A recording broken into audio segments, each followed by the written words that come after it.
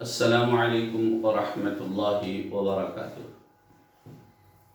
الحمد للہ وکفا والصلاة والسلام علی عباده الذین اصطفى اما بعد۔ قال اللہ تبارک وتعالی اعوذ باللہ من الشیطان الرجیم بسم اللہ الرحمن الرحیم والکاظمین الغیظ والعافین عن الناس واللہ یحب المحسنین۔ صدق اللہ العظیم وصدق رسولہ النبی الامین الکریم۔ محترم ناظرین و سامعین کرام، ابھی میں نے آپ کے سامنے جس آیت مبارکہ کی تلاوت کا شرف حاصل کیا وہ سورہ آل عمران کی 134ویں آیت ہے۔ اس آیت سے متعلق سیدنا امام حسن رضی اللہ تعالی عنہ کا امت کے لیے، امت مسلمہ کے لیے بہت ہی نصیحت آموز واقعہ ہے۔ آپ کے سامنے وہ واقعہ پیش کر رہا ہوں۔ ایک مرتبہ کا ذکر ہے، یہ واقعہ تفسیر روح البیان میں ذکر کیا گیا ہے۔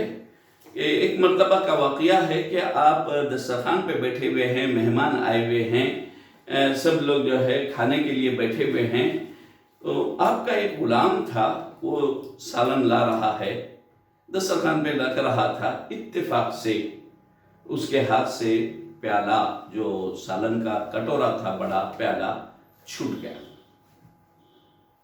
اور وہ بھی سیدھا سیدنا حسن رضی اللہ تعالیٰ عنہ کے پیٹھ پر گرا۔ یقینی بات ہے، ایک تو ہم اپنے گھر میں اگر کوئی نوکر اگر یہ حرکت کیا تو اس کو ڈانٹتے، ڈپٹتے، مارتے، نہیں تو نوکری سے نکال دیتے، کچھ بھی کرتے، لیکن سیدنا حسن رضی اللہ تعالیٰ عنہ وہ بھی پورے مہمانوں کے سامنے آپ کے جو ہے نا جسم پر گر گیا۔ گرم گرم چیز تھی، اچانک گرا۔ سیدنا حسن بھی پریشان ہو گئے، اور انسانی فطرت کے مطابق آپ جلالی نگاہ غلام پر ڈالے، غصے سے دیکھنے لگے، تو غلام پریشان ہو گیا، ہیبت کھا گیا۔ لیکن سیدنا حسن کا تربیت یافتہ تھا، ان کی صحبت میں تھا، بزرگوں کی صحبت میں رہے تو برابر اس کا اثر ہوتا ہے۔ جب کوئی آدمی کسی نیک آدمی کے صحبت میں رہے گا تو اس کے اثرات برابر ہوتے ہیں۔ اسی لیے کہا گیا ہے ایک زمانہ صحبت با اولیاء بہتر از 100 سال طاعت بیریا۔ آپ نمازیں پڑھ رہے ہیں، عبادت کر رہے ہیں، لیکن ایک آدمی ہے فرائض سنتیں ادا کر رہا، اس کے بعد جا کے علماء کی خدمت میں، بزرگوں کی خدمت میں بیٹھا ہوا ہے، اپنی زندگی کو درست کرتے جا رہا، تو اس کا یہ بیٹھنا، نیک لوگوں کی صحبت میں بیٹھنا، اس کی وہ نفل عبادت سے بہتر ہے۔ کیوں؟ اس کی نفل عبادت میں کیا کیا چیزیں ہیں؟ انسان کے دل میں کیا ہوتا ہے جب زیادہ عبادت کرنے لگا نا، اس کے دل میں ایک چیز آتی، نفس آ جاتا، ارے میں تہجد پڑھنے والا ہوں، انہوں کیا ہے فرائض بھی نہیں پڑھتے۔ تو یہ چیز اگر آپ کے دل میں آ گئی، شیطان اس طریقے سے آپ کو ورغل آیا، تو وہ آپ کا تہجد پڑھنا بیکار ہے۔ دوسرا آدمی فرائض پڑھ لے کے جو ہے نا اس کے دل میں یہ چیز نہیں ہے، اللہ جو ہے نا توفیق دیا، میں نماز پڑھ لے رہا ہوں، عبادت کر لے رہا ہوں، وہ بہتر ہے کوئی نماز عبادت کر کے اپنے آپ کو بڑا سمجھ رہا اور دوسروں کو نچلا سمجھ رہا ہے، تو اس سے بہتر ہے۔ تو حاضرین کرام، وہ غلام بھی سیدنا حسن رضی اللہ تعالیٰ عنہ کی خدمت میں رہنے والا تھا، بہت سا قرآن اس کو یاد تھا۔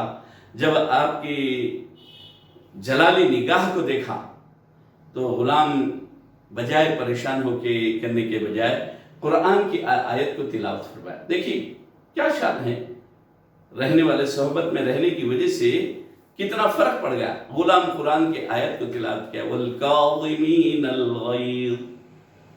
اللہ کے جو نیک لوگ ہوتے ہیں، اللہ والے جو ہوتے ہیں، وہ غصے کو پی جاتے ہیں۔ یقینی بات ہے غصہ آتا، لیکن آج یہی غصہ میں اصل جو ہے نا جو واقعہ ہمارے لیے نصیحت آموز ہے، اس میں یہاں پر یہی ہے، غصہ انسان کی ایک فطرت ہے، کوئی بھی ایسا کام ہو گیا تو غصہ آتا ضرور ہے، لیکن بزرگوں کے اس واقعے سے ہم کو نصیحت ملتی ہے کہ غصہ آتا ہے لیکن اس کو پی جانا، غصہ ختم کر دینا، یہ بھی انسان کی فطرت میں ہے۔ اگر آپ چاہیں تو اس کو ختم کر سکتے ہیں، اگر آپ چاہیں تو اس کو اور بڑھا سکتے ہیں، لیکن غصہ جب بڑھے گا سوائے نقصان کے اور کچھ نہیں ہوتا۔ غصہ تھم گیا تو اس کا فائدہ ہوتا ہے، اور خود احادیث مبارکہ میں غصے سے متعلق بتلایا گیا، کسی کو غصہ آیا تو ٹھہرا ہوا ہے تو بیٹھ جائے، وضو کر لے، ٹھنڈا پانی پی لے تو غصہ کم ہو جاتا ہے۔ تو یہ طریقے بتلائے گئے ہیں، ورنہ آج اسی غصے کی وجہ سے ہمارا معاشرہ اتنا تباہ و برباد ہو رہا ہے۔ بعض اوقات اسی غصے کی وجہ سے خاندانوں میں دراڑیں پڑ جا رہے ہیں، فرق پڑ جا رہا ہے، میاں بیوی میں جو ہے نا اختلافات ہو جا رہے ہیں۔ ہم کو سیدنا حسن رضی اللہ تعالیٰ عنہ کی اس واقعے سے نصیحت حاصل کرنا چاہیے، اس سے جو ہے نا ہم کو سبق لینا چاہیے کہ سیدنا حسن رضی اللہ تعالیٰ عنہ جب یہ آیت پڑھی گئی تو آپ اپنے جو جلالی نگاہ ڈالے تھے، آپ خود بخود جو ہے نا اپنے غصے کو پی گئے۔ والکاظمین الغیظ، یعنی غصے کو پینے والے، جب غلام یہ پڑھا تو سیدنا حسن اس کے جواب میں فرمایا کظمت غیظی، میں اپنے غصے کو پی لیا، جا اب غصہ نہیں کروں گا تیرے پر۔ لیکن غصے کو پی جانا الگ ہے، جو غلطی ہوگی نا، وہ غلطی تو غلطی ہے، تو غلام آگے بڑھ کے کہتا ہے کہ والعافین عن الناس، لوگوں کو معاف بھی کرتے ہیں۔ غصہ آ گیا، غلطی ہو گئی مجھ سے، اس غلطی کو معاف بھی کر دیتے ہیں۔ تو سیدنا حسن رضی اللہ تعالیٰ نے اس کے جواب میں فرمایا قد عفوت، میں نے تجھ کو معاف کر دیا۔ دیکھ لیا غلام، رحمت کا دریا جوش میں ہے، اسی چیز کا فائدہ اٹھاتے ہوئے غلام آیت کی تکمیل کیا، آگے کا جملہ اس نے کہا واللہ یحب المحسنین، اللہ تبارک و تعالی احسان کرنے والوں کو دوست رکھتا ہے۔ تو یہ پڑھنا تھا کہ سیدنا حسن رضی اللہ تعالیٰ نے اس کے جواب میں فرمائے اعتقتک لوجہ اللہ، میں نے تیرے کو اللہ کے لیے، اللہ کی رضا کے لیے آزاد کر دیا، تو مجھ پر احسان یہ ہے کہ آزاد کر دیا۔ تو اب یہاں پر دیکھیے، ہم غصے میں لوگوں سے لڑ لیتے، مارتے، پیٹتے، دوسروں کا نقصان کرتے، خود اپنا نقصان اٹھا لیتے، لیکن سیدنا حسن رضی اللہ تعالیٰ نے ہم کو کتنا بڑا درس دیے ہیں کہ غصے میں بھی آپ ایک تو اس کو معاف بھی کر دیے، دوسرا اس پر احسان یہ کرے کہ اس کو آزاد بھی کر دیے۔ تو عزیزان گرامی، اہل بیت اطہار کے واقعات ہمارے لیے نصیحت ہیں۔ وصلی اللہ تعالی وسلم علی خیر خلقہ وعلی آلہ واصحابہ اجمعین والحمد للہ رب العالمین۔ اللہ